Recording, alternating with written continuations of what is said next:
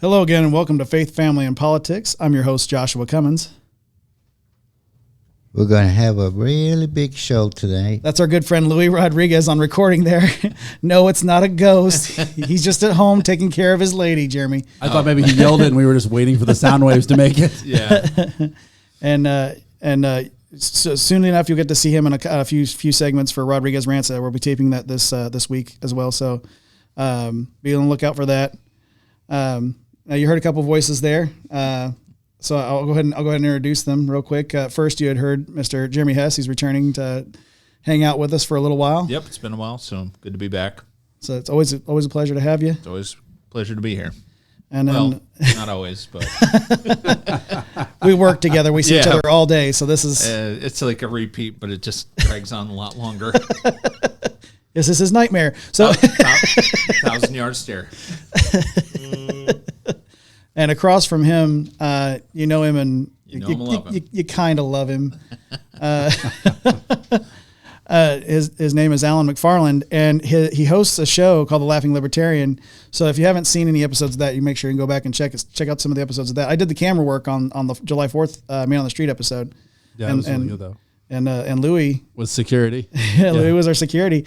So that was a good day. It was hot. We talked about it a little bit last episode, but yeah. And bringing the message tonight, across from me, the man, the myth, the legend, my father, Gary Moore. How we all doing tonight?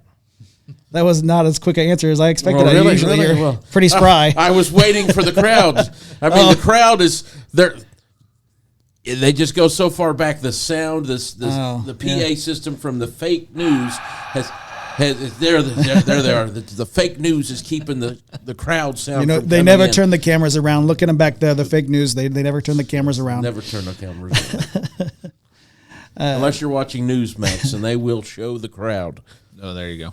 And I'm excited about having this crew here tonight. This is a wonderful crew here. But just before we kick things off, and I let my dad run us into prayer and give us a title, I do want to remind you guys that this show, Faith, Family, and Politics, is just a part of many shows. Now, I talked about Rodriguez Rants and Laughing Libertarian. We also have another show called What is the Truth About ... with Danny. That's host Danny Tippett. Make sure you're checking out that show as well. You can find links for all of these shows on our Revolver Facebook page. But in the coming months, there's going to be a revolverbroadcasting.com website you can go to. So be on the lookout for that. Be on the lookout for merchandise that'll be part of the website at some point. And also Mr. Hess here, he's heading up our writing department on our comic books that we got coming down the pike. Yeah, we're hoping to work on some pretty interesting things, new concepts that independently created. A lot of comic books and stuff like that are very politicized, or shove that type of thing down your throat. Propaganda, Yeah, so we're trying to just put out what they used to put out, which was just fun, solid entertainment that just kind of took you out of escapism, entertainment. Exactly, for entertainment's sake. Get away from all the everyday stuff that just drags you down and kind of give you like just something entertaining or fun or a little bit of all of that. Absolutely. So, yeah. So getting back to an age where we turn a page rather than swipe up. Yes. Yeah. Well, I mean, to be fair, these comics will be digital. I don't know about distribution though. We have to look into that as far as getting things printed and stuff. That's a larger come across like TikTok. No, definitely not TikTok. It would just be like a digital comic essentially. But definitely entertainment for entertainment's sake. There won't be anything propaganda wise, whether it be left or right, straight down the middle, just life, and let it unfold as it does. And if there is politics, it's not stuff that rams it down your throat. It's just what's There's happening. always going to be something political or social. It's just we're not going to just hammer it into your head like, well, if you don't believe this, you're a bad person. No, just throw out different ideas and then let people judge for themselves what they believe. Kind of what we used to learn in history class, where it was like, here's the truth of it, the good and the bad. Now you judge for yourself, instead of just, well, if you don't believe this, you're this, and this. So. Yeah, it'll be nice to see when we get to pull the curtain back on those, and we're going to try to make sure that those are available on the website as well. And there's a few other things coming down the pike, but I can't actually talk about them right now because they're so far down the pike for us financially. So without further ado, we've got a title tonight there, Dad. Yes. To the victor goes the spoil. To the victor goes the spoil. Yes. I like it. You like it? Yeah. I hope everyone does. Especially guys named Victor. Yeah. So, Victor goes the spoil. Yes. Victor comes out smelling like roses. The rest of us are still paying taxes on the victory. He must be from Transylvania. And Victor, yeah. Yes. Transylvania, and Pennsylvania. Oh, that's Dutch. Spoiler alert. Sorry. Sorry, Dad. And just that think, went off you the rails real haven't even quick. had a chance to get started. Even Alan was shaking his head on that. Like, man, no, this is getting rough. Now, see, this is what happens when you get the wrong people together. That's right. We just go crazy. It's hard to say what we'll do next. Alan's tired, so his quick draw is not here tonight. So when he does, It'll come around. Yeah, It'll come around. Something will be said tonight, and Alan will step in to rare form. Yeah, like right, Saki, well, he'll circle back. Let's bow our heads and have a word of prayer. Yes, sir.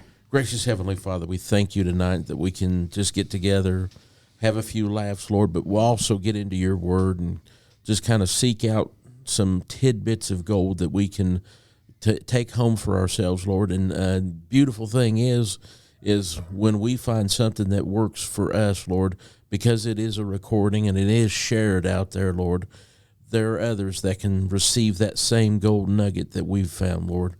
We just ask to be with Louis and his wife. She's not feeling well tonight, Lord, and he was unable to be here. Lord, we just ask that you just intervene upon all of us tonight. Let us just move in such a mighty way, Lord. Get your word out, but also have a good time with Mr. Hess and his important procedure. Yes, and Mr. Hess's surgery that's coming up, Lord, we know that you're going to be with the doctors. Give him a sense of peace beyond all understanding. Lord, you know what's going on. Be with the anesthesiologist. Let that be something that just goes smoothly, Lord. Just we put it in your hands and know that you're going to take care of it all. We just ask all of this in Jesus' blessed and holy name. Amen. Amen. Wasn't exactly sure how you was going to, if you wanted to integrate that, if you was wanting to do something specific for Mr. Hess tonight. But we'll give him the floor a few times since yes, since he's hanging out with us and grace us with his presence, which I do appreciate, honestly. Yeah, Yes. no problem. Glad to be here.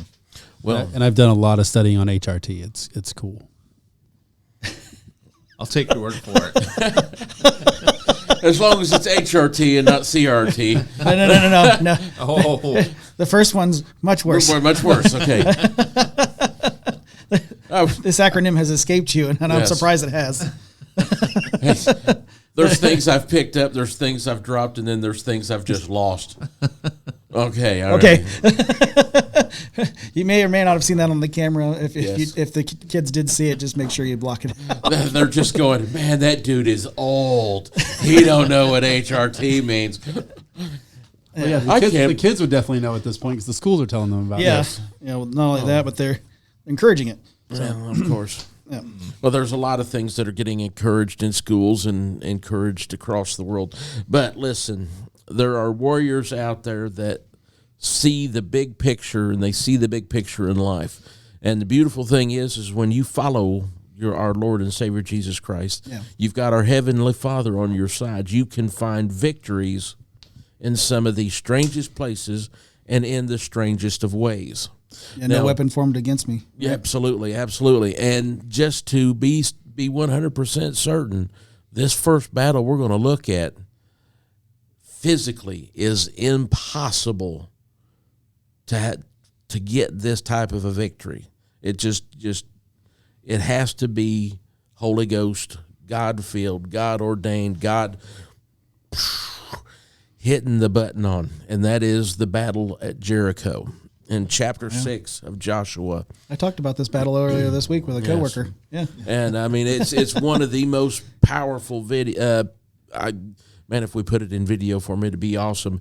About 20,000 people marching around a city, that's about a 7-mile walk or so to get around it, and you do that walk around it an extra time each day. So the first day they walked around it once, next day a couple times, the third day, so on and so on until they get to the 7th day. Yeah, for you marathoners, that's like a 10K, I think. Yeah, somewhere in there.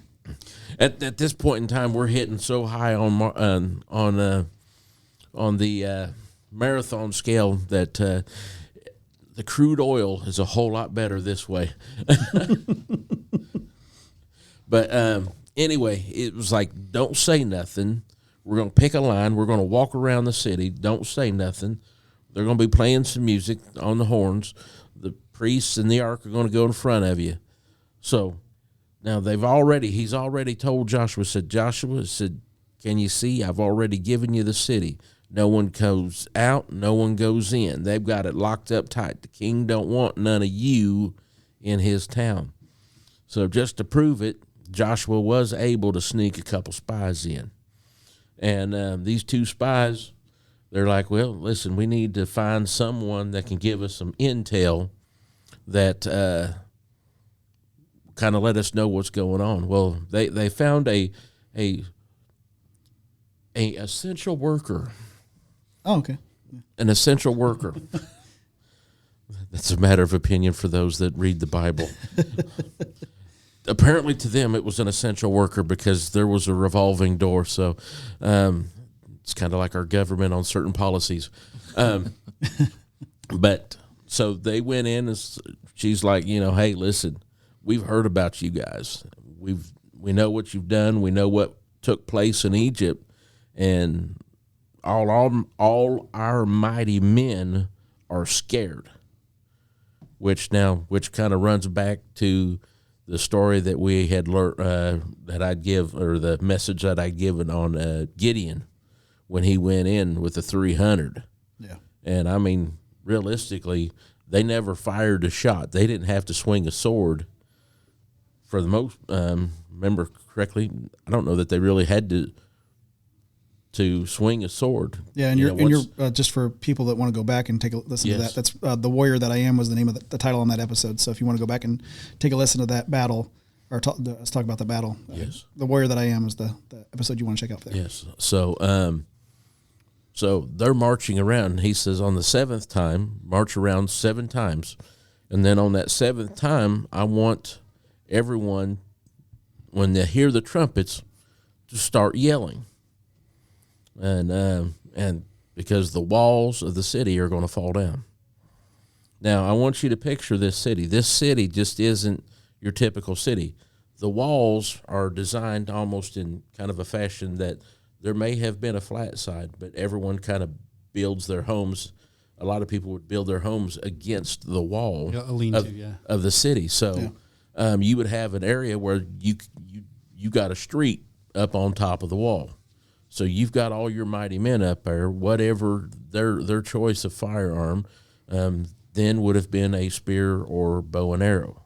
So literally, the nation of Israel is just out of range of the spears and bow and arrows. So to see this type of a victory, now Rahab was the essential worker that we identified in this message. She let them down. They come back and said, now listen, what you let us down on, you put it in the window. Whoever's in your house, they're saved. If we don't see this, you're out of luck. But God, with those shouts, which is almost very similar to the shout that a similar shout to degree that was given for Gideon. And so when you look at this, so they're given this great victory that there's no way in the world man could have walked around. I don't care how many people. You're not going to stomp on dirt and cause a wall and homes to fall. It's just not possible. So we see here that God gave great victory. Now, he told him, he said, the only thing that comes out is the gold, the silver, and the brass. And the brass, like the brass pots and everything. and those were to go into the treasury for the church or for the temple, and everything else killed. The only to survive is whoever's with Rahab and in her house. Those could survive. So they went through. They get this great victory, and then the next battle is this little city called Ai. And not only is the city little, but the spelling of the name is literally AI. If someone else wants to throw a Hebrew pronunciation to AI, I don't know exactly what that would be. I couldn't tell you, actually. They're, if Bo were here, he'd know. Yes. So, nonetheless, artificial intelligence. Yes. Sure. Try that. Very, AI, AR, which I didn't know the Bible stepped into the Matrix, but come on. Well, at least it's not IT, so we're good to go there. But with that stated, they go in, they send a couple spies. It's like, hey, listen, they're awful small. I think we can do this ourselves. And unfortunately, a man by the name of Achan kind of coveted. He broke the 10 Commandments. He coveted what some articles that some clothing, a bar of gold, and I believe something else. And he coveted that. So they lost 36 men the first time they went into battle Ai. It's like, listen, when they went in the first time, they said, hey, listen, we don't need to send all the people. Just let a small band go. Well, they lost 36, and Joshua come back and said, like, Lord, you shouldn't have had us come out of Egypt or cross the Jordan, if this is what was going to take place. And he's like, why are you on the ground? Get up. You've sinned. Won't you talk to me about that? Let's discuss that. And just per chance, was Achan about 3 foot tall and wearing a lot of green? I mean, if he coveted if gold been that ankle, much, he'd have been a little shorter. No, but maybe a red beard ringer. Yeah, possibly. Well, nonetheless, he ended up in the bottom of a bottomless pit. They should have known, so to speak, in the end result. But God identified, hey, listen, what spoil is there is yours. So, the first victory is mine. The second victory is y'all's. So you can have the cattle, you can have the sheep, you can have the gold, you can have the fine clothes if you want them. They did the Reeboks and whatnot. Yeah, when they got everything squared away, and Achan and his family, unfortunately, because they had cursed the nation of Israel, they found themselves losing everything. So sometimes the spoil is truly a spoil, not a glorious spoil. But the victory that they got in Ai was also one that was still with man, but it's beautiful to see how God is very military oriented. A lot of people don't even realize that. He said, now Joshua, they know who you are, so they'll see you, and the king will see you. He says, I don't want you to go in looking like you're going in for the victory. He said, I want you to kind of look like a general celebrity type thing, yeah. He said, I want you to go in looking a little tired, a little wore out from the battle that you had with Jericho. And he says, but here's what you need to know, but they won't know. You're going to take a band of guys and you're going to put them on the west side of the city. And at the point in time that I tell you to, you're going to do something, and they're going to go in and burn the city. So nonetheless, once again here, we've military strategy beyond you. If you can find some way to get a crew in behind as they're moving forward, you just come right in and you can squash them in. Nothing like you want to catch a bug, you catching a fly, you catch him with 2 hands. Get him like that if you can. Sometimes you can do it with one. Louis hand. the master fly catcher. Yeah. I don't know. I don't know. Ralph Macchiaro done pretty good there in the Karate Kid. No, you weren't here for that episode, but I think was you here, Alan, when he caught that fly? Yeah. I mean, it was amazing because we were all just sitting here kind of talking, and he goes, "Oh, okay," and just kind of shows up with his fly in his hand. Okay, Mr. Miyagi, how did you do that? taking it in even a little deeper, as believers, one of the beautiful thing is we're given several gifts of the Spirit that we get to enjoy. And these things come about literally once we have lost a battle. This is the one time that you can lose a battle and the victory is even greater. And that is when you defeat sin and you surrender your life over to Jesus Christ, that he can be your Lord and Savior, you get greater victories. So many people will go through and they'll run a race all to win a prize, but only one gets to win. Only one's going to get the gold. You don't have 2 or 3 people. You get one. There's no participation ribbons given, okay? Let's just get that out of the way for you. It was coming. I know. It's like no participation. There's a winner and there's a loser. And that's Except Alan, he gets a gold star. He gets a gold star. Yeah. You got plenty of gold stars? I brought them with me. Okay. In case you see a blemish pop up, you could, got my gold star. He's got them in his wallet. That's yeah. So you can pull it out. Look, officer, this is how good I've been doing. So, just let me off this one time. Yeah, I don't need to see it. Here, look here. Yeah. I give you one. You got to boop them. Got to boop one. Yeah. You've got one there, but we won't put one right here. So that one completes the ensemble. Yes. Sir, if you boop me again, I will shoot you. Oh, sorry. I don't care if it's on the body cam. We'll tase you first, and then we'll shoot you. That's fair. That's fair. If you get too close, we'll pepper spray you, tase you, and then we'll shoot you. I do like talking about Jericho in particular because I talk about the levels of faith that someone could have. The level of faith that Joshua would had to have had, and then the people following too, to say, yeah, we can just march around this. We're going to do this thing. We're going to march around the city. So like I said, we're doing 10 kilometers or so every day for 7 days, and then at the end we're going to play some instruments, trumpets in particular, I believe, right? And horns. Horns. They probably would have been the horn, because there's specific horns too, I believe, right?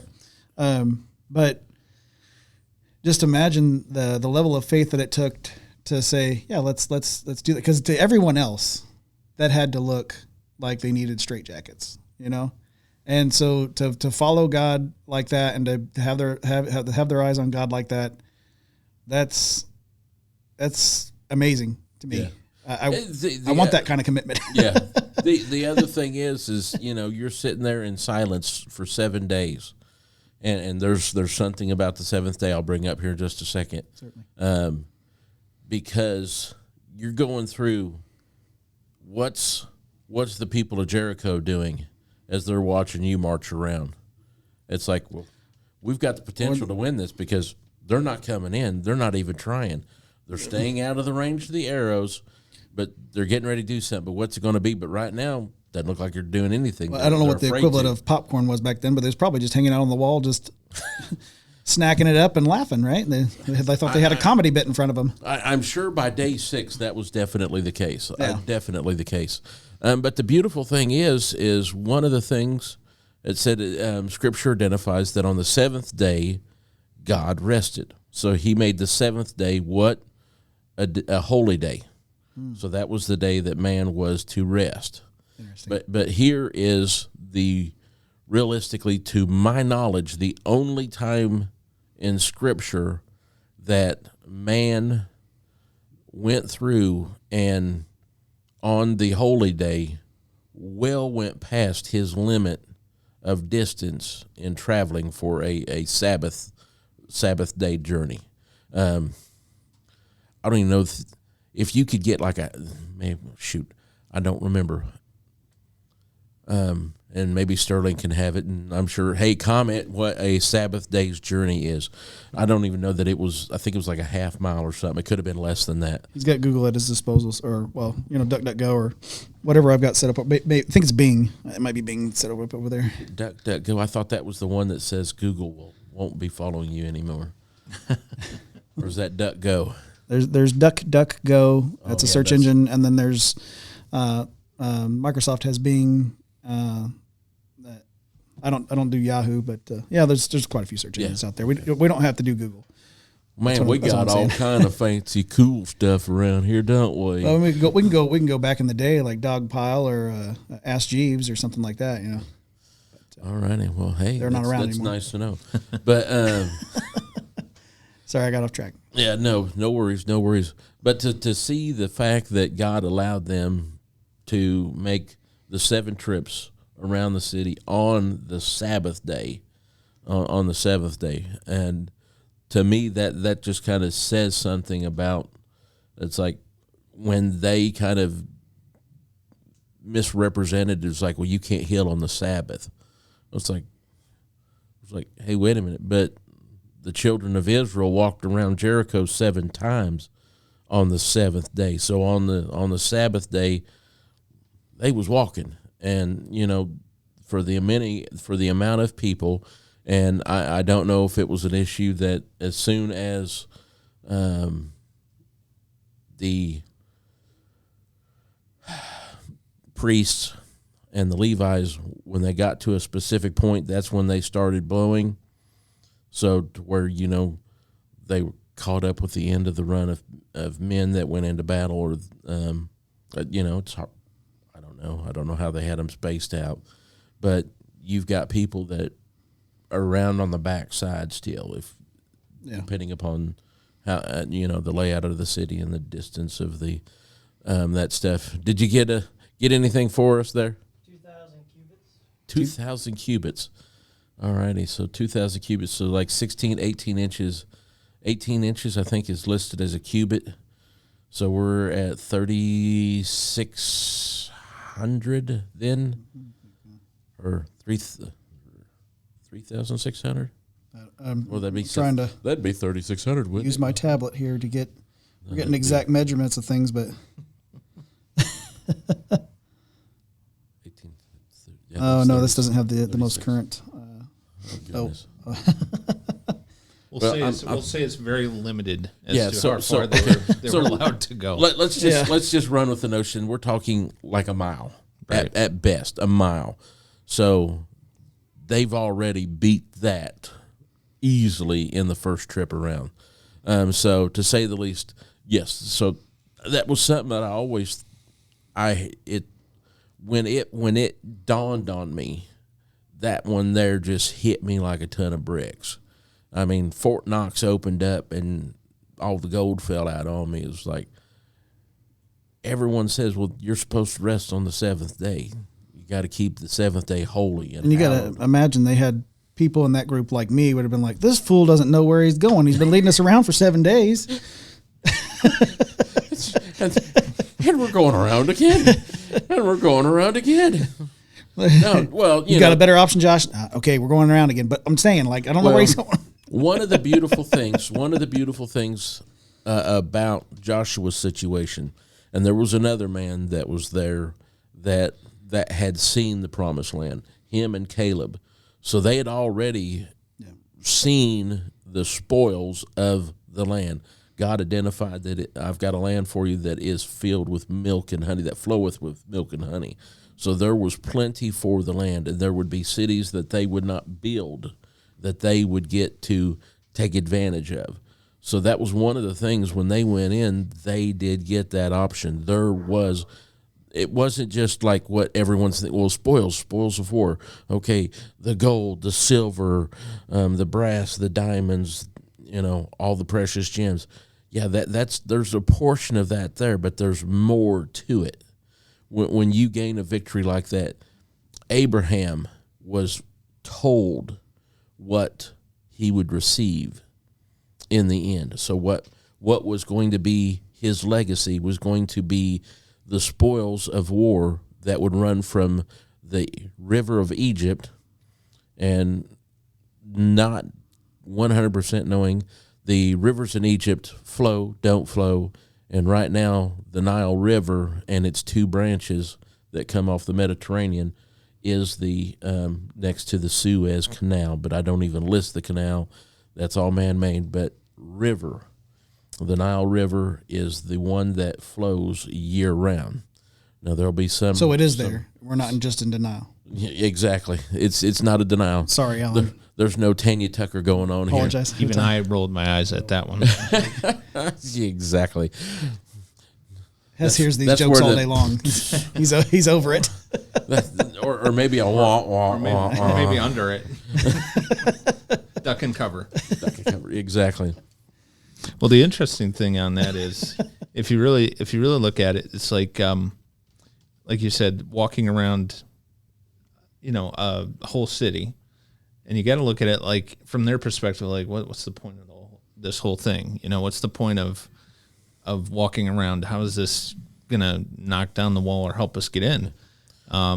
Sometimes, a lot of times, God doesn't just spell it out for us. Yeah. Why we're going through a difficult time, why we do what we do, okay, I feel led to do this, but I don't know why I'm doing this. Yeah. Until maybe later on down the road, when you look back and it's like, you see how he guided and directed and how everything worked out. And I've seen that in my life recently, where it's just, I didn't understand why things happened the way they happened. It wasn't always good things. Sometimes it was bad things, but yet those good or bad things worked out to the point where it's like, I look back, it's like, wow, had I made any other decision, had I said, I'll just give up and, go back to where I came from, it probably would be a lot worse situation for me. But it was like, good or bad, it worked out better than I could have planned. Yeah. So sometimes we don't always see what God plans or why God plans the way he does. And then in those times, that's where our faith is, either we increase our faith because we trust in the Lord and he proves, that his word is true and that he can get us through these situations, or we lose faith and it's like a teaching situation where it's like, okay, well, let's go through this whole thing again, like walking around the walls again. Yeah. And at some point, the people of Israel ended up, wandering around in the wilderness because, they made some pretty bad decisions. Well, because 40 years too. because 40 years. Well, in the end, because 10 said we're grasshoppers and 2 said we've got this. Right. And that's kind of the whole thing about to the victor comes the spoils, and that comes down to the notion that if you trust in God's process for your life, when it seems as though you're not winning, you're gaining something that you won't see, which kind of piggies back on what you're saying. For Caleb and Joshua, they had seen that promised land, so they had physically touched the victory, the spoils of what was going to take place. Mm-hmm. So for Abraham, as I was had started from the river Egypt, so from the Nile to the Euphrates River, and basically to the Mediterranean, then coming south. And it doesn't really it alludes to a certain degree, but there's quite a bit of land that the nation of Israel has yet to see, and they will see at the time that Christ comes back the second time, and we set up the kingdom for the millennial, because Israel will see what they could have had and what it would have looked like just with computers. And if you think, as a side note, towards the end of Joshua's life, in his older age, he said he was stronger or just as strong in his older age as he was when he was younger. I think he said he was stronger in his older age than, and it was like, okay, the Lord said, you're going to be the one that brings them into the promised land, and I'm going to show you because of your faith, because you didn't say, oh, look at these giants or look at this, the terrible situation. How are we going to do this? He said, I'm not going to question this. If the Lord said this is our land, this is our land. We're going to take it. Yeah. And it was him and Caleb, the ones that said, yeah, we can do this. That were the ones that outlived, the other people that just, oh, I don't think so. It's just too much. And it looks, it's scary. And it's like, well, and we say we saw how Joshua was blessed and how he saw victories that these guys, were long gone before that. And with his tag team partner, Caleb. Yeah. Caleb at 80 says, I don't want the flat ground. Give me the high ground. Let me tell you something, brother. Jeremy does it better. Let me tell you something, brother. Moses said I could have that mountain right there. He said, so I'm going to put my house right up there, right there in the middle of the giants. I'm going to kick them all out. So yeah, no, that's and see that is a victory, that just being able to say that, and at 80, being able to say, I don't need easy ground, I want the hard ground. Those are victories that so many people, they don't see. And when we do go through hard times, and we don't view them as there is victories there, and that there's spoils of victory in those hard times, we kind of miss those victories till someone comes into our life. And someone comes into our life and they're struggling with whatever it is. Mm-hmm. And you go through and you can say, they're like, well, you don't understand where I am. Like, really? Hold on, you got 15, 20 minutes? Let's get into this one. Let's hang out for a minute. Yeah, let's hang out for a minute. Let's talk. I've got some gold I'm going to share you. And once you see the gold, then you're gonna be like, be careful talking about gold around Alan now. It's a touchy subject because you watching that gold show a few weeks back. You never have enough of it.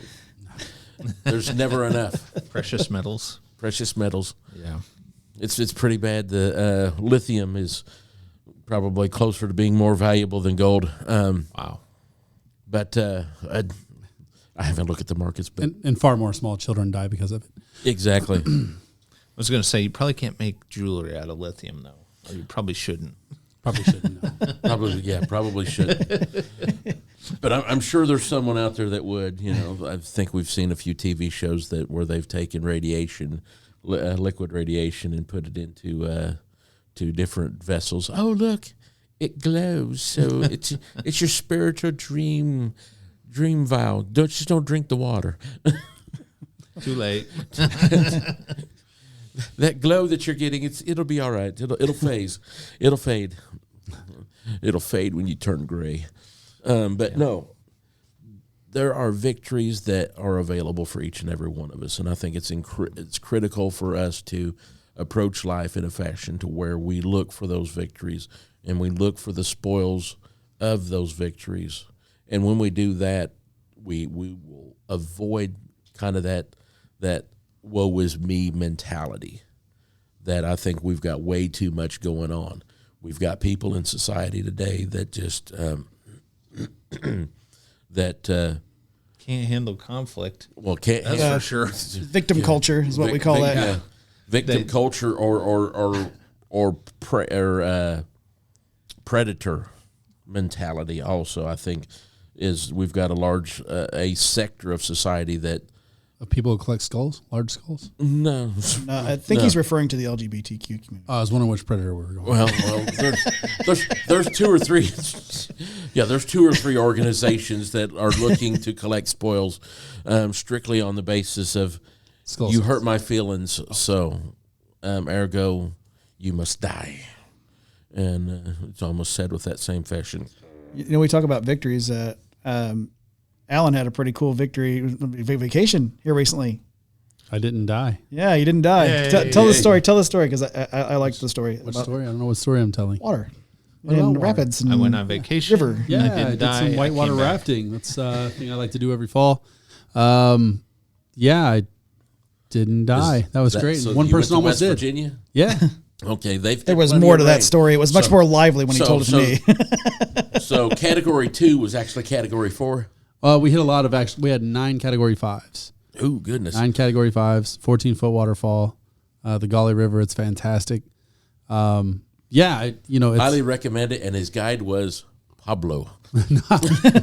Actually, it's not too bad out there paddling. I mean, especially when you hear the banjos, you really you paddle faster. You paddle faster, man. You really have a distinct edge there when you hear the banjos playing. No, it was a fantastic time. Did you bring your compound bow with you? That's the best question. I didn't. But you weren't prepared. But every state in between here and there is a Oh yeah, It's a carry state. Open carry, so. I was carrying all the way through. Oh, there you go. I was actually hoping I'd get pulled over, like, look at this one, look at this one, boys. But no, we did have one guy who went out in the water, tried to breathe that water. They got him back out, got the water out of him, and then his food came up.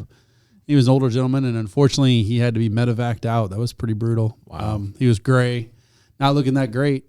But anyone who knows me knows I was like, all right, cool. He's on the ground. The bus will be here in a minute. Let's just keep this thing rolling. Like, why are we going to sit around and go, oh, poor guy? Like, yes, poor guy. He's gone now. We don't need to ruin your good time with a gray guy. Right? He's gray. He's not one of us. Gray man. Look at us. We're all breathing and stuff. Yeah. Well, he's not one of us. Let's keep it rolling, fellas. Oh, gray man is better than a blue man. That's true. There's a whole group of those. How long was that again that you were on the water? Oh, it was just like the whole day, wasn't it? 28 miles of whitewater. It was the entire Golly River. It's like 8 hours. And literally it's been, what, 4 days? You're probably still feeling the effects. I can finally move my right leg.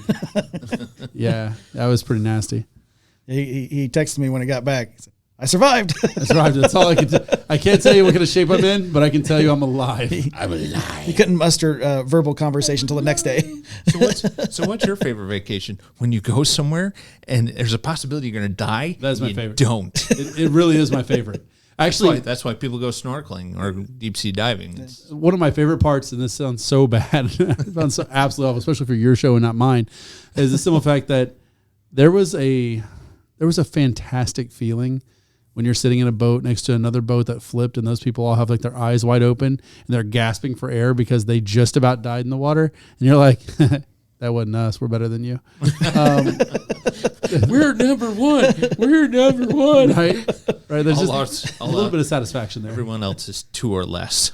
Every single time you watch a boat flip and you watch people go flying out and you haven't gotten wet other than water going over the top of the boat, you're like, meh, that's okay. I didn't expect you to be better than me anyway. And when you got back to land, the members of your boat was like, one of us. Well, the worst part was there were 6 boats. Yeah. Real quick. 6 boats. We were probably 2 miles out from being done, so 26 miles or so. Yeah.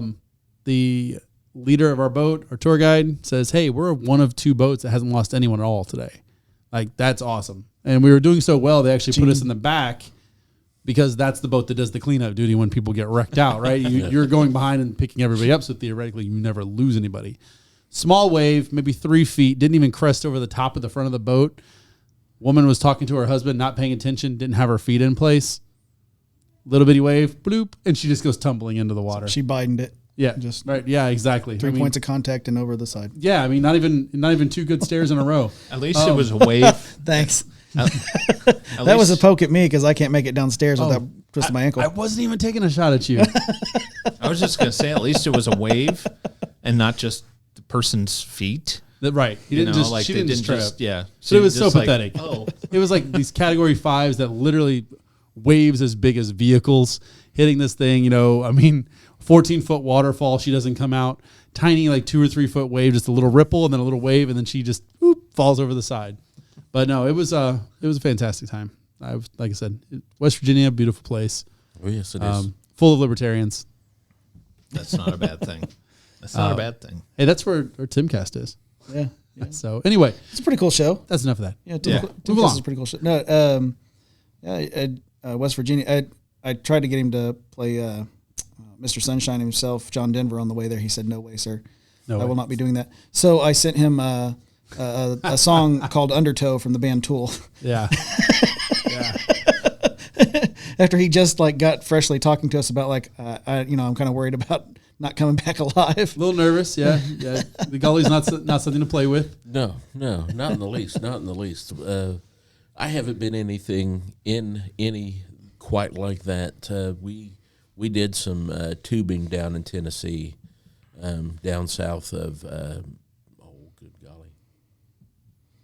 I was in the bad golly. I was in the bad golly. Yeah, you was in the bad golly. Good golly. I was in the bad golly. Yeah. There was a couple spots that we had that was could be rough, but nothing drastic. But it was pretty cool, kind of doing the river on a tube, and you'd have some spots where you drop off, and if you didn't drop off right, you just got looped and you were just thrown to the bottom. and just pummeled by the water till you can get to the bottom. You just, when you feel yourself go over, you just go over, grab that one last breath of air and know that you're going to hit bottom. Just make sure that your feet hit bottom and kick up and out. And as long as you do that, you're fine. That's the opposite of what they told us.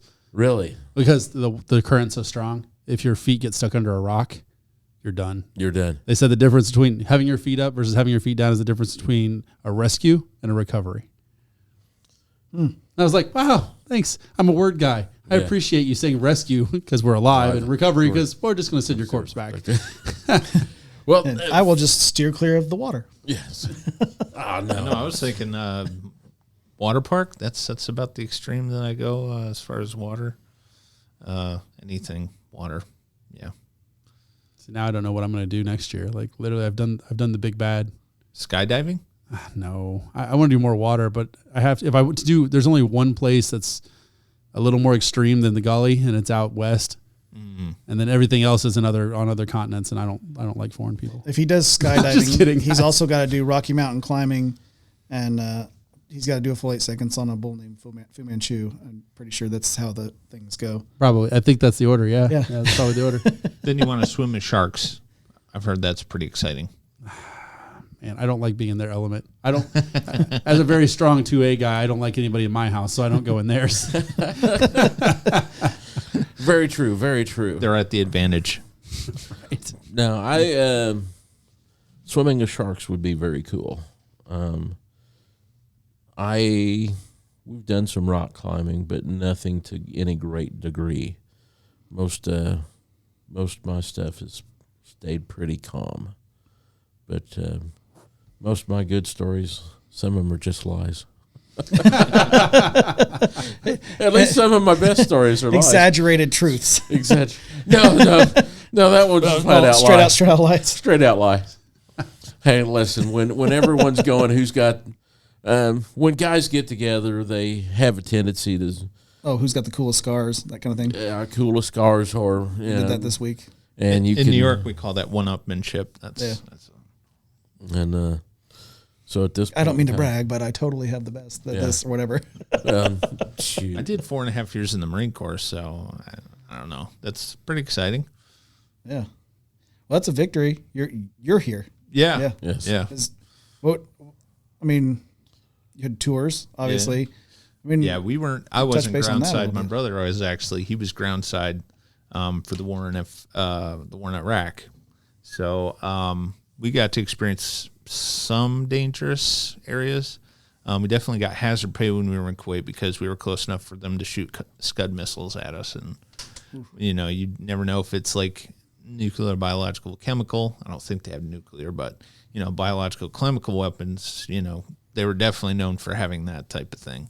So, it got a little hairy for a little bit, but it wasn't like my brother, doing the same thing, but, actually having to shoot back at people and, hoping that the armor on the Humvee or, holds or that the tanks get up there and take care of business. So, and we were over there at the same time. So it was a little bit of a challenge for my parents. because he came home too. Yeah, he came home safe. I came home safe. My brother said he just missed a tour, and there was two or three. I always get it mixed up, but he had one particular that was a close friend of his that went out on a tour my brother did not go out in, and the Humvee was hit by an IED, so he lost some good Marines. And so, could have been him, though. That was just one of those chances you just never know. And, anytime you're in any kind of overseas, even in this country, even back then, there's still dangers. Yeah. But, came through it okay.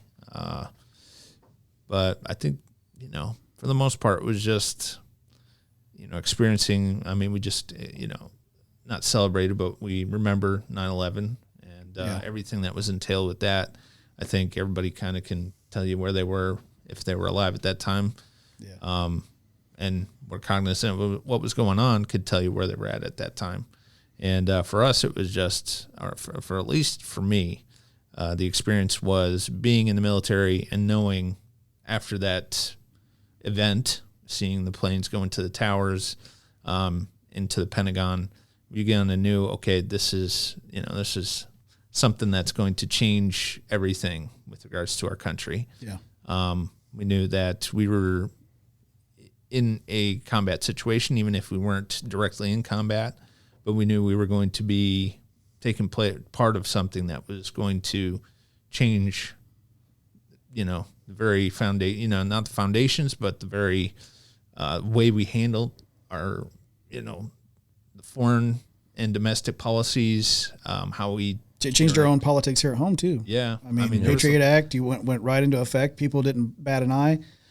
George Bush became the most popular president, highest approval rating of probably just about of all time, with the exception of, Washington or earlier presidents like that. Oh, I think anytime you have a war president, usually at least in that first term, if they're making the choices that the people want them to make, they're usually pretty popular, because it's like World War II. We knew after Pearl Harbor, it was like, okay, now we're doing this. And I think at that time, the approval rating was like, yeah, he's making the right choice. Even though we were like, at first we're like, no, we shouldn't really do anything. Maybe we should, but no, I think we'll just avoid that, because we'd been through World War I, and, basically we didn't get anything out of World War I except, we just lost lives. Just throwing bodies, yeah. Yeah. So, with the war in Afghanistan, I was watching a report about it and all the things that led up to why 9/11 happened, and the lessons that we supposedly had learned after the fact that just kind of got swept under the rug. And then here we are 21 years later, which is kind of crazy to believe. But 21 years later, and it's like, did we really? I think we did. We really forgot a lot of the lessons, and we're making some of the same mistakes, same choices that are going to lead to, I don't know if it's going to be another 9/11, but, I don't want to see that. Certainly left enough weapons over there. But it's like, we're not being as careful as we should be with how we deal with, the foreign policy. We're not as careful as we should be with allowing people into our country.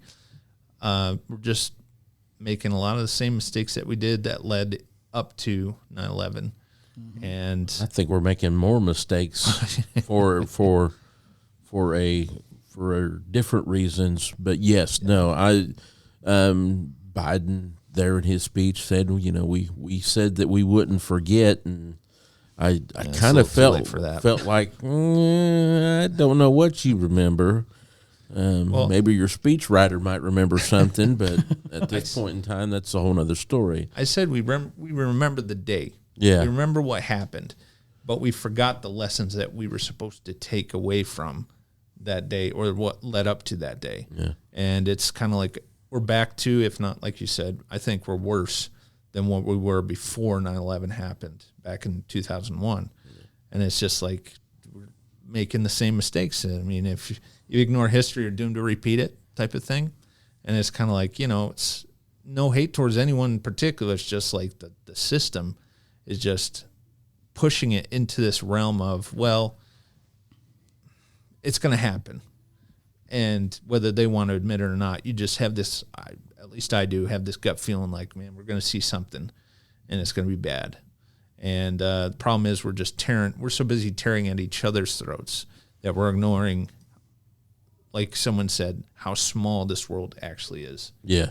And it's like the minute we don't respect that is the minute that we see something terrible happen, whether it's in our country or another country. That's just been like, oh, and now we're galvanized again. But it's like we could have avoided this if we'd just made better decisions, and if we listened to the will of the people rather than just a political, just virtue signaling. Yeah, virtue signaling, Yeah. And it's like, we look at popular culture, everyone's like, oh, it's just movies. And it's like, no. Look at what they're saying. Look at what they're really pushing. Yeah. And this is not just stuff that's, it's entertainment. It's not entertainment anymore. It's just Now they're trying to pound into your skull, you believe this or else. Yeah. It's not even programming anymore. It's just flat out, you believe this or else. It's just schools, colleges, all this stuff is just hammering into your head. You've got to believe this. You have to believe this. It's like, okay, well. Orwellian society. Yeah. What happened to, people that have different political views, come together and agreeing on certain things and still, hey, I still want to see this country's, democracy, our republic survive this. But we're not going to agree on everything. No one's going to agree with Certainly not everything. No, if you agree with someone 100% politically, you probably need a straitjacket. Yeah. On every point. The whole point is to have an open dialect of communication that allows each party to address the avenues that we need to either go down, not go down, or go down part the way. And we, as a society today, we can't even manage to do that. We have two political entities that are half-hearted in their approach. You've got one that just, half of America is saying these people are just idiots. The other half is saying that the other half is idiots and extremists and. Yeah, according to our current president, I'm an extremist threat, right, Alan? Civil war. Unfortunately, I'm not saying let's do it. Okay, I'm not saying that. I think it's, and the bad part is violence. Don't call for it, Alan. Don't. We're He's trying to. Don't call not for it. looking for it. But I'm just here to kind of let people know that if you think it's going to be easy, you're sadly mistaken. Because in the end, there are military individuals that know what the government's doing, and they're preparing their families and those that are specifically close, because they're not going to tell everyone, because then the government's going to make them disappear. So they've kept a tight lip. And, of course, a lot of people will go through and say, well, you're just a prepper. You're a doomsday dork. I was like, no. Guys that have got 20 years in the military and have seen and been privy to information are going to go through, and they're going to make sure that their family is protected. No, I really hope that we're not heading towards an event, but, I mean, a lot of signs could point to a possibility. But... I heard you bring up immigration earlier. So I think let's talk immigration. So are we talking immigration or migration? Well, I like the migration that took place into... Yes, I had to break that down for somebody earlier. Yes, I like the migration that took place into Martha's Vineyard. That was beautiful. That's where we're going. And so coming from Fox News, we had they actually tried to talk to Vice President Harris about it. So Vice President Harris ignores questions on migrants arriving outside her residence. Shocker. After secure border claim. Right? Not shocking, really. Vice President Kamala Harris refused to comment Thursday on two migrant buses from Del Rio, Texas, that arrived outside her residence on the Naval Observatory in Washington, D.C. just hours earlier. Over 100 people who were picked up in Eagle Pass, Texas, were sent by Governor Greg Abbott. Woohoo! The group includes migrants from Venezuela, Uruguay, Colombia, and Mexico. Multiple migrants asked by Fox News Digital said they think that the border is open, contrary to what Harris had said Sunday during an interview. By the way, Alan, we got to go through and she check actually out that interview, said something a little more. Because usually anything that's stupid, she just laughs at. So there was an entire interview of her talking about. That's very true. Yeah.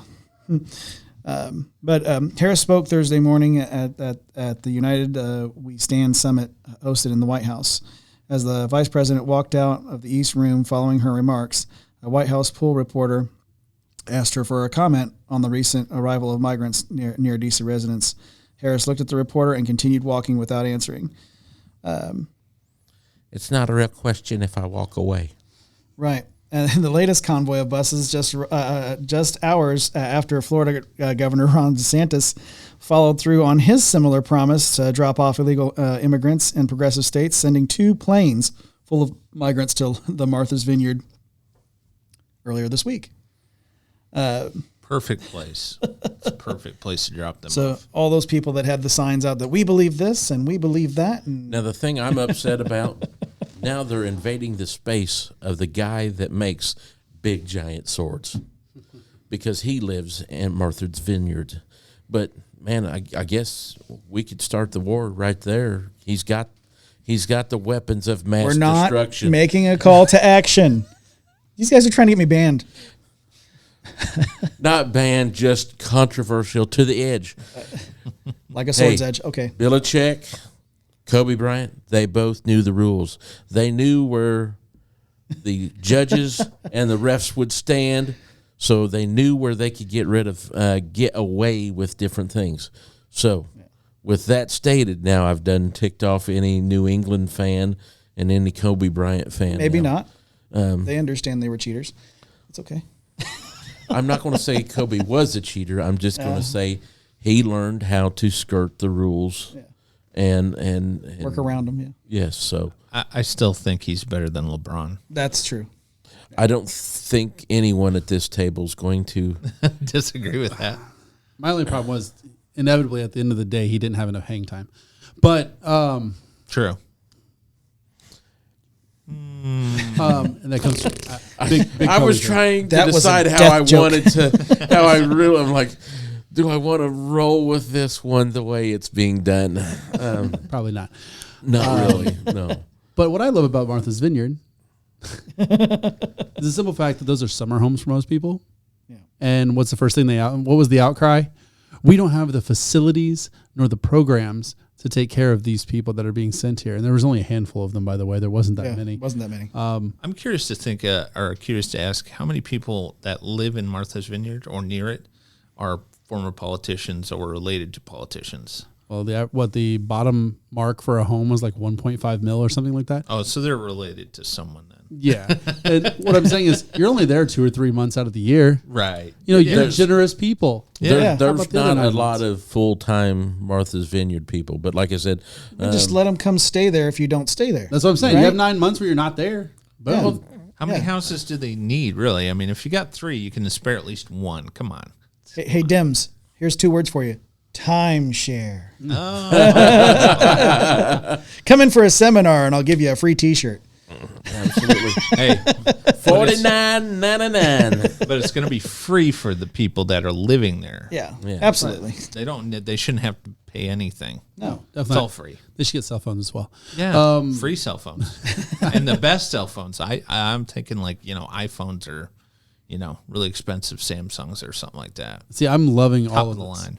I'm loving everything. Of course, everyone who watches my show knows how much I hate Lori Lightfoot and how much I hate Chicago. And I'm not trying to jump off the. I'm staying. No. I'm staying in the same vein. fair enough. I love how these cities that were never impacted by migrants, immigrants actually come and try to become citizens. Migrants don't. That's the difference. difference. So Yes, sir. I love these sanctuary cities that came out and they were never been affected by this, and they've said, "Oh no, come to our cities. We'll treat you right. We'll treat you with respect. We'll do this. We'll do that. We'll do this. We'll do that." Well, they're so far north, they've never had to worry about that. And now you have Abbott and now DeSantis going, "Hey, you know what? Since you are sanctuary cities and since you're willing to step up and help everyone, Yes. let's make sure these people get the help they need." Because we're overwhelmed down here and we're not receiving the help that we need. Yeah. And Lori Lightfoot, of course, took her shots at Greg Abbott. I don't know if you saw that. Yeah. Where she was basically saying he was a bad Christian man and using people as a political Yeah, tool. because she's the barometer of what faith is based on. Right? Yes, absolutely. You can't say her name 3 times in the mirror. But you send the people there, and then she's like, "We'll take them. We'll take them. We'll take care of them. No problem." And then within 2 because that's weeks- what we do in Chicago. Yeah, right. Well, the thing is, you wait a week, and it opens up about 4 apartments. People getting shot. So, anyway, There you go. Well, they sent them to a hotel in another town. that's what I'm They're saying. not yeah. even related. They're not even in Chicago. So wait, are they just shipping target practice up there? Is Yes, that what we're yeah, talking it's about? Skeet. It's Skeet. Yeah, It's actually really smart. right. Save on money. That's what I'm saying. They have plenty of places. They have plenty of places of. That's terrible. You give it a few weeks, plenty of apartments open up in Chicago. That's bad. But no, yeah, exactly what you said. That's where I wanted to hit home on that. Like literally, at least if they went down to West Virginia, you wouldn't know what happened. They would just disappear. Right. You know? Appalachian Trail. That's all I've got to say. But yeah, that's exactly what he was saying. You know, come to Chicago, and then we're gonna bus you out to one of the suburbs, and not let those mayors know that you're coming. And that's going to be so much better than where they came from. Absolutely. Yeah, and I can imagine that a Venezuelan or a Colombian's going to really love a Chicago winter. It's going to be fabulous. But I just love this seeing white stuff. I just love seeing these sanctuary cities say we're going to do this and we're going to offer this, and then when it comes down to it, they're like, oh no, I can't take on an extra 100 people. Like New York, getting an extra 100 people and immediately going, oh, how dare you? We can't do this. We've got our own children to worry about. Well, Ain't that what the Americans were saying in the first place? Supposed to be. That's what these bring us Republicans you're were tired like, and hungry and poor and all that stuff, I right? think they're afraid the island's going to start sinking at some point. Because I'm just thinking per capita, I think New York City has a lot more people, and it's just up. It's vertical. Yeah, definitely. There's nothing. I mean, unless they start building islands out near, or maybe putting some of those medical ships they had during the COVID situation out there. Yeah, the ones that stayed empty the whole time. Yeah. Think like Del Rio though, like population around. You can fact check me on this, but it's roughly like 35,000. Yeah. And at one point they had 50,000 migrants sitting there, and then New York gets 100 extra people and goes, oh, our systems can't handle this. Well, they have all those empty skyscrapers now because they're not working in them. So no one's working because everyone's working from home. Yeah, just put them there. Right? Come on. Yeah, we have that happen in Indianapolis. It's and we're just giving out money. Like we're just printing money every left and right. So just do it. But we're not dealing with inflation or a recession. No. Yeah. No, we redefined that so it doesn't fit. Defined it, redefined it, and we'll change the definition because a portion of the metroplex of Americans That's the don't secret know. password is Maybe redefine. maybe we won't talk about it on the show, but you should have heard what one of the Biden economists said today on the when being interviewed. But I will talk about it. Hopefully we have time at the end of the show, or maybe off the air or something. But it's incredible. Go ahead. Yeah, Josh, we can certainly save it for the end. We can have a 15-minute extension if we need to. So talking about things we're talking about here. We got to be careful. Okay. So this report came out from Breitbart this week. Facebook spied on messages of conservatives questioning 2020 election, and it was sent to them by the FBI. So I shouldn't say things like, guys, we need to keep it civil. War is not the answer. As long as there's a comma in there, I think you're good. Oh, okay. Punctuation is important. Hey, all I know is I have an arsenal of DB-15s. Those aren't illegal. I kind of like the State of the Union address.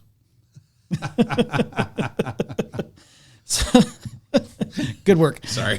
So a recent report claims that Facebook has been spying on the private messages of American users My word. and reporting them I'm to shocked. the FBI if they express anti-government sentiments or question the 2020 election.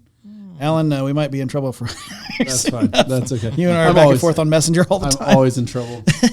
I think he'll survive. This comes in part as a FBI collaboration operation. An employee at Facebook red flagged private messages containing such sentiments over the past 19 months, transmitting redacted versions of the domestic terrorism operational unit at the FBI headquarters in Washington, D.C. This was all done without a subpoena. One anonymous source stated, "It was done outside the legal process and without probable cause. Facebook provides the FBI with private conversations which are protected by the First Amendment without any subpoena," end quote. Now, the private messages were shared as, quote, leads to the FBI field offices around the U.S., which then requested subpoenas from the partner U.S. Attorney's Office in their district to obtain the private conversations they had already been provided with by Facebook. So, Is this how I lost my page? likely, and we talked. We won't say his name because he doesn't deserve. But he was probably this person that got your page taken down was likely either a Facebook operative or a or an FBI operative. I mean, because this article is, it's news, Breitbart. I mean, they've got their sources right. So, well, I mean, Zuckerberg even came out when he was on the Rogan show and talked about how they would change the algorithm to fit allow left-wing articles or stories to come out on Facebook rather than, kind of having the plethora of, well, you got conservative, you have left-leaning. It was just, no, we're more focused on that. And then it comes out, according to Zuckerberg's own testimony, that the FBI had told him, hey, this is what you need to do. yeah. And it's kind of like, so the question was asked, is Facebook, is that a privately owned company still? Yep. Or because the FBI is telling them, hey, this is what needs to happen, they're a political entity at this point. It's kind of how the Chinese government works, right, guys? Yeah. Well, It's your company until they need it. Chinese government's not involved in this. listen to this. We dove further into the article, and it says all of the Facebook users red flagged as possible terrorists were, China has a red flag. quote, conservative right-wing individuals, one source said. Quote, they were gun-toting, red-blooded Americans who were angry after the election and shooting off their mouths and talking about staging protests. There was nothing criminal, nothing about violence or massacring or assassinating anyone. The source continued, quote, as soon as a subpoena was requested, within an hour, Facebook sent back gigabytes of data and photos. It was ready to go. They were just waiting for that legal process so they could send it, end quote. They collected that data already. They were just waiting to press the send button and collect their subpoena so that they could take these people to court. I'm surprised we weren't on that list. I'm offended. At this point, You got to get louder. Yeah. I find it funny. We already know Facebook was used for that. But the one thing that I find so humorous is the left, their voters aren't even smart enough to look at the process and go, my guy got ripped off. 2 elections, Bernie won, but it went to the other person. And Primaries. Well, hey, listen. Bernie had the nod. For the primary. You're referring to primary. Through the primaries. We just want to make sure that we're using correct terms so that we don't get booted. Yeah, come on, boot me. Boot me specifically. Please, give it a try. The Democrats are so narrow-minded that they'll buy anything that they'll tell them. Hillary went up against Bernie and lost. They cheated, and it was like they felt bad for a minute, and then they likely cheated. Yeah. Well, of course. I just want to make sure I add that verbiage in there so that it's okay. Yeah. It was there. It was obvious.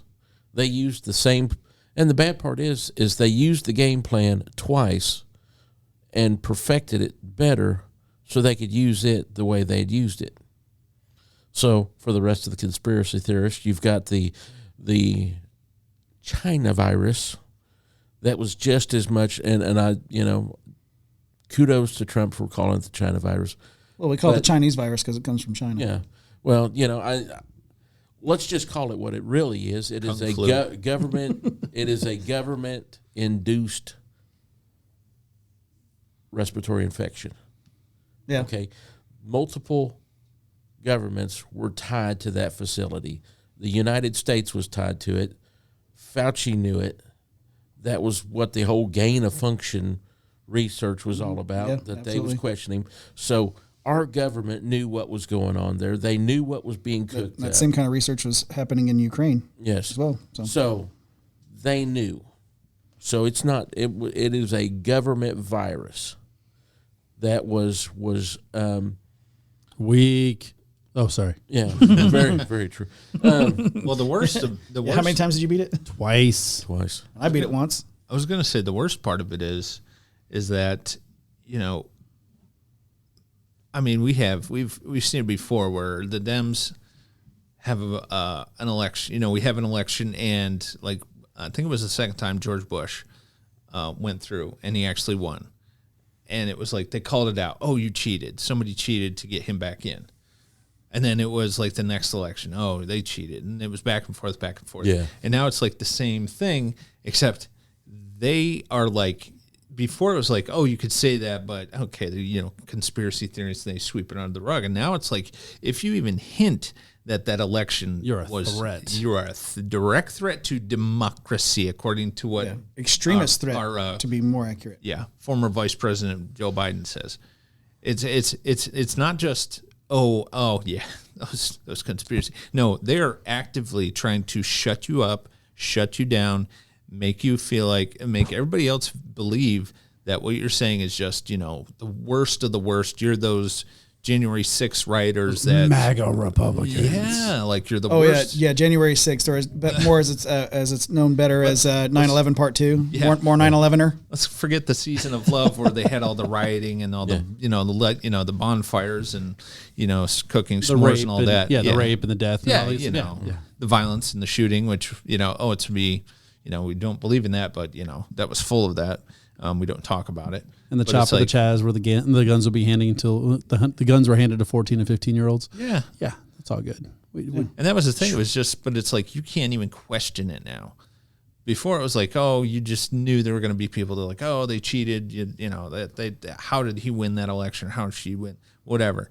But it was just like, now it's just like you are the worst. Like you are the worst threat. You are up there with those guys that perpetrated 9/11. You are that bad. You're basically a domestic terrorist. So most secure election of all time. Oh yes, 81 million votes. I remember more than Barack Obama. They were so secure they were putting cardboard up on the windows so you couldn't look in to see them. Pulling boxes out from underneath the table and booting Republican observers out onto the street and not letting them back in. They had to use binoculars to look in to see that they weren't cheating. Yeah, but fair and balanced. Sure. 100%. But that should be like the red flag for any American who has studied any kind of history. It should be a red flag when they are like, do not question this or else we will destroy your life or try to the point where you have no credibility or anything like that. If you have a group that's actively trying to do that, well, now we're going to, this, fascist style of handling elections and handling the public so that you are scared to death to say, no, that's not right, or stand out against what is popular opinion. Because we know still with regard to this last presidential election, it was still pretty close to 50-50, even though they made everybody think like, oh, everybody, it's like, 70 left leaning and, 30 right. It's like, no, it was pretty much 50-50, but yet somehow they found, a lot more votes to get, 3 a.m. 3 a.m. is pretty significant time in the morning. Yeah. You wake up the next morning, it's like, wow, everything is like totally different than what it was when I went to bed. What happened here? I stayed up all night. I was wondering what was going on. Joey found 200,000 votes in a county. It's like, that's pretty good. he went from being 100,000 behind to being 100,000 ahead. And literally I had to, kind of look at someone. I says, they closed the polls. They stopped counting at 6 p.m. At 6 a.m. when the polls opened, he had a 200,000 point lead. Yeah. Questions. There's just a lot of questions. That's how I've always said that. There's just a lot of questions, and there's no like definitive answer as to with regard to any of those. Anything questions. worth its weight, it can stand up to questioning. Right. It's true. But if you can't ask questions, they put they scare you into saying, well, if you say this or you question this, well, you're just. It's like, yeah, there's a problem there. There's something not right. That needs to be looked at. But something that was right this week is they coming out of the Washington Examiner. The lemon got squeezed. Don Lemon loses his primetime role in the latest CNN shakeup. Oh no! CNN host the lemon got squeezed, and we're talking about a shakeup.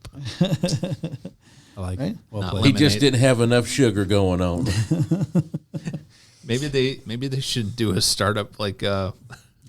Just thought of it. I just lost it. While you're thinking about it, CNN host Don Lemon will move to mornings later this year, ending his primetime show, Don Lemon Tonight.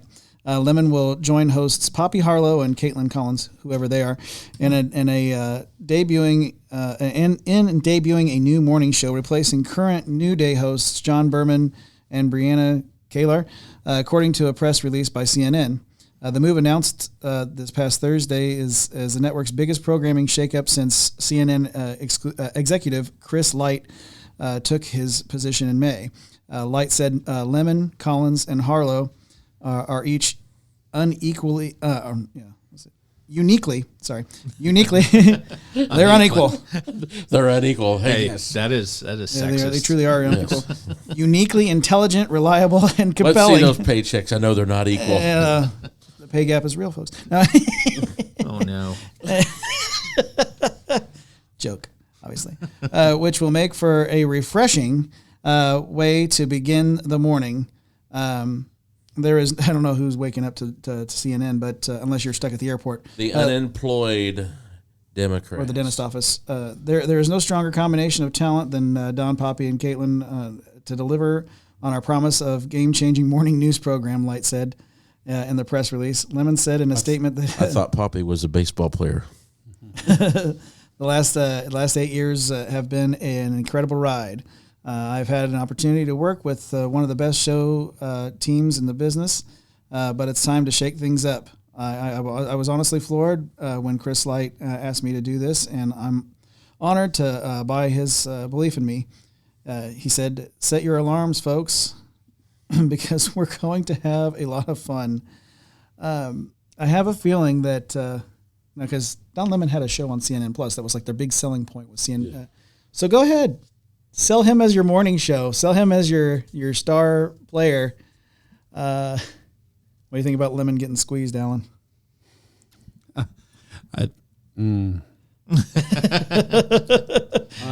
Safe jokes. Safe jokes. Yeah, I had to back that up. That is the, they are doing a lot of cleaning up over at CNN. Okay, they really are. And good for them. No, they really are. I mean, really, the guy who came in and said, "Hey, look, the biggest problem with media right now is that no one trusts the media because every media is starting to lean one way or another, and we need to stop doing that. We need to bring it back to the middle." True. Okay, fantastic. I love this guy. He's doing a good job. He's getting hold of Brian Stelter's gone. A lot of other people are gone, even if Brian Stelter went to Harvard. Poor Harvard. Yeah, destroying that foundation. I just don't know. But I will say this is as close as you can get in this society to firing a gay black man is to put him in the mornings. I'm just saying, in this PC culture we're in right now, this is as close they can get to firing him. It is a fair point, though. It is a fair point. But I mean, I don't know anybody that's watching the news in the morning time. I mean, not national. I'm watching a lot more CNN Plus than CNN these days. You're just looking for new material. That's MSNBC. Sorry, go ahead. What I was going to say was what I was going to say was that they need to go start a GoFundMe page for him. Lemonade. That was Lemonade. Lemonade. I'm done with the show. Yeah. How many more minutes? We could have a concert of Lemonade stand. Yeah. But it's like, a lot of, like you said, if they did that, that would shock me. If they said, you know what, more fair and balanced, like, what they used to, different entities used to be, where they give you both sides and at least try to give you a more moderate look instead of just heavy one side or heavy the other. I just love when you watch the news outlet and it literally just says, "This happened." Yeah. Well, this happened. It's not this happened because of this, or this happened because of this person's negligence. It is, this happened today. Right. Yeah, they don't pepper in their opinion. They just let it ride. Right. Yeah. Or at least give you like a couple, and you're going to have an opinion either way. But it's like if you gave at least both sides, like, hey, this is what could have happened. This is what could have happened. Or at least, like, hey, this is the devastating thing. Like when John F. Kennedy was shot, they didn't say, oh, he was the worst president ever, blah, blah, blah. I'm sure there were people who did, but it was like, for the most part, it was just like our president of the United States was assassinated. Yeah, better president could have taken two. I know. Well, Teddy Roosevelt could have probably. But but it's I like, think that may have been one of the things that got Kennedy shot. He had taken to. too many. But it was like, and that was the thing. It was like at one point, Ellen just caught up. No. I had a joke, and then I realized I can't say it on your show.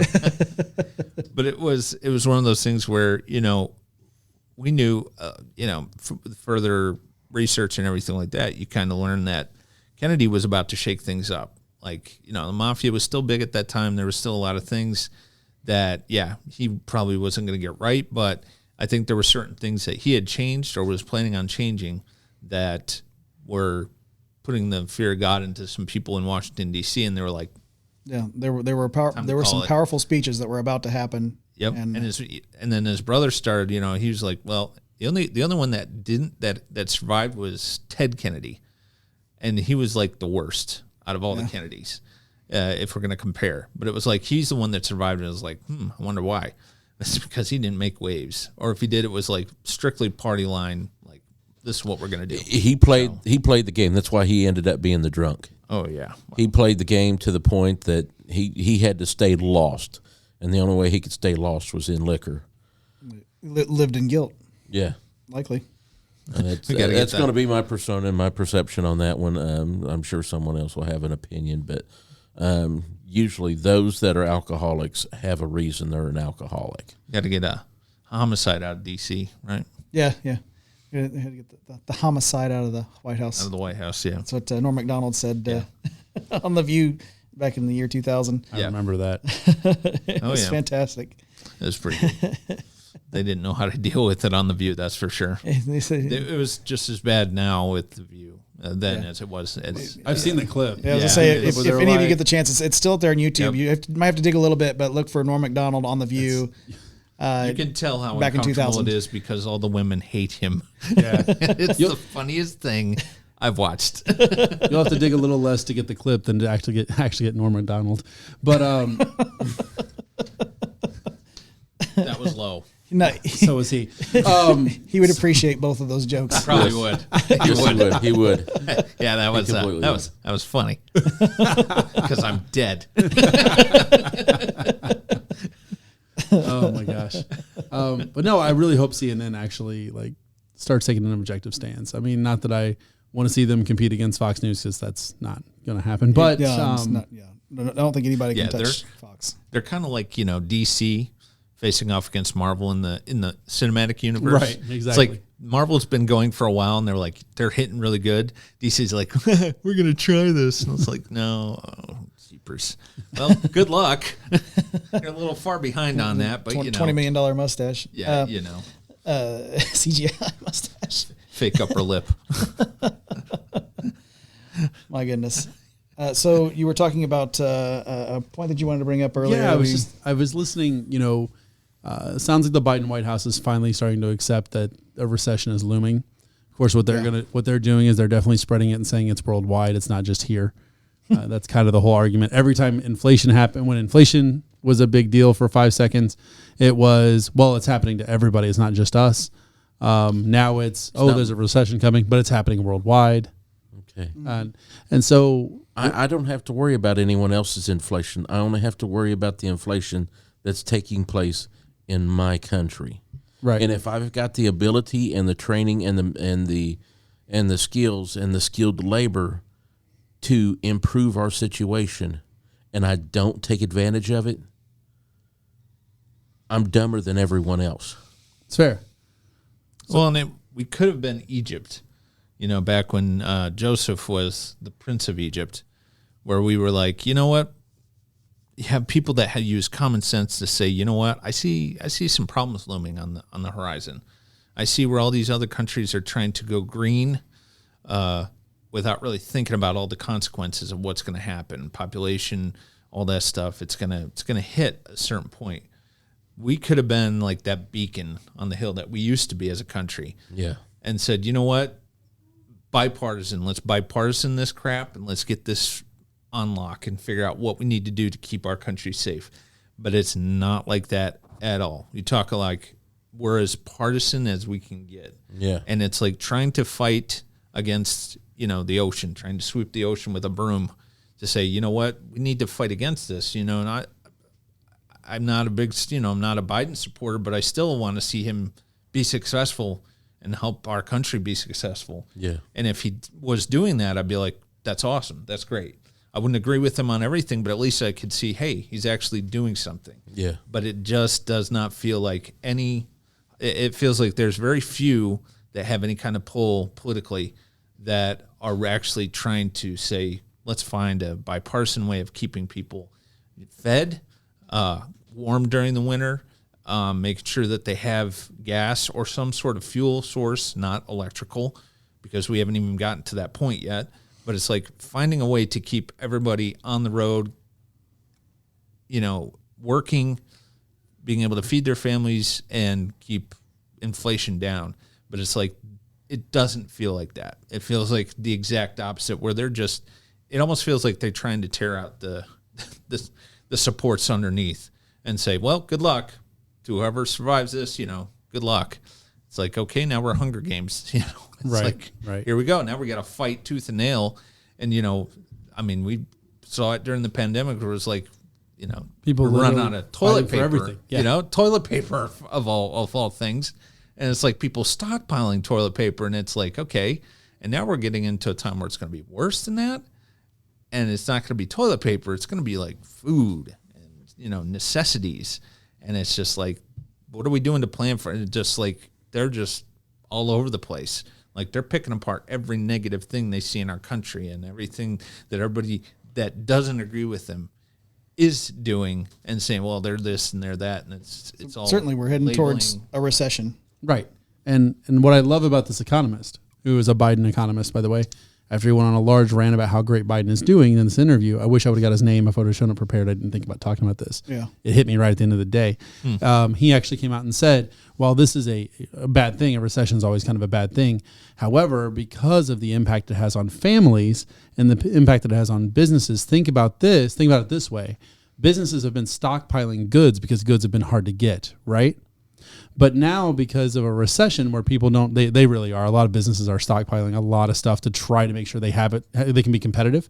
But what he's saying now is because businesses have been doing this and the recession is going to hit and people won't have a lot of money, those businesses won't be able to sell those goods. Therefore, they will either liquidate or they will sell them at a discount to move their inventory, allowing the population to be able to afford those items.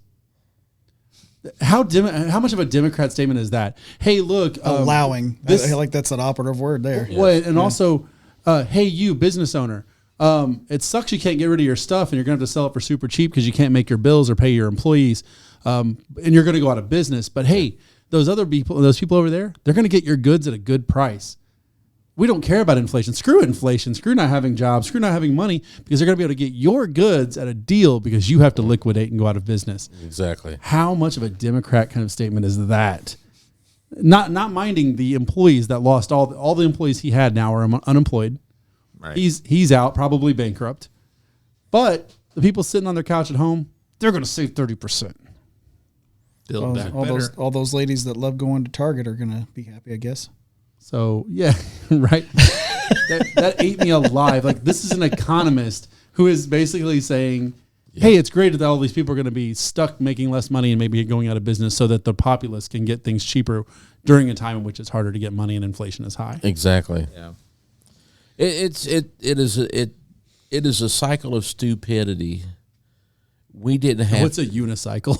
It's a cycle of any sort. Yeah. A cycle of Is some that sort. because it never ends? Yes. You have to keep pedaling, and it just gets worse and worse. Yeah. Unicycle would probably work because there is no brake on a unicycle till you fall off, till you put a crash. foot down. Yeah, foot down or crash. Like our president. Like 3 times, going upstairs. And then not being able to get off of a bicycle. Oh dear. Yeah. Anyway, we're just going around in a circle on a unicycle, and it's stupid. Well, it's a juggling act that they can't stop. Exactly. And it's like at some point, like you said, it's going to crash. It's going to fall apart because you can only go so long printing money and all this other stuff to the point where it's just like, it's not going to work. Yeah. And then the next thing you know, they force us in getting their wish. The $15 an hour is now worth what it was when I was making $6 an hour when I was I just working for Kroger many years ago.